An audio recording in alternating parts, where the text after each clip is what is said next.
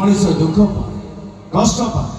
যন্ত্রণা অনুভব করে मनुष्य को दुख कष्ट যন্ত্রণার মুক্তি দিয়ে প্রেম केवल प्रेम मनुष्य को प्रेम कले सृष्टिर मंगल हुए प्रेम ठाकुर प्रभु श्री कृष्ण को भल पाउथिले 1600 गोप नारी द्वापर नामेर श्री कृष्ण को एमिति प्रेम करुथिले जे सो प्रेम दुनियार सबुठारु निरा प्रेम साधु सब प्रकार तृष्णा को परिहार करते धर्म परायण व्यक्ति सुख संभोग कामना रखी व्याख्याप करते प्लीज मत ईश्वर निकट को पहुंचा बाधा दिया ईश्वर तो प्रभु श्री कृष्ण निज को श्री कृष्ण सजाई दियो आ मोहे से मन मोहिनी राधा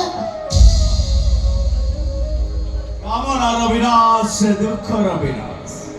अष्टांगिक मार्ग निजको परिचालित करिपारे मोक्ष वा निर्वाण संभव गर्दम इच्छा गर्दम उद्देश्य गायतम पछे पड़ी जाइछ प्रथम देखारे पूरा मोहतम प्रेम रे पड़ी जाइछे नारी चाहिले सब असंभव को संभव करि पारे नारी इच्छा कले लंडा बर गछर पत्र कहले नारी चेष्टा कले मरीचि गाय झरणार रूप निये